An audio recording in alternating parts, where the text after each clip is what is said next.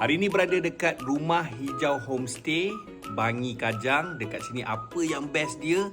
Ruangan yang luas, tapi keluarga korang mesti akan suka. Sebab dia ada set karaoke.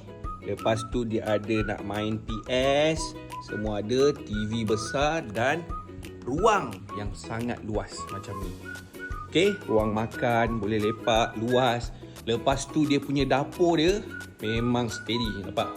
Dapur, luas, semua. Kemudian kalau datang sini dengan 4 family, selesa. Okay? Sebab dia ada bilik master, kemudian ada 3 lagi bilik lain lah. Alright? Nanti kalau nak tengok, kena tengok video sebelum ni. Okay?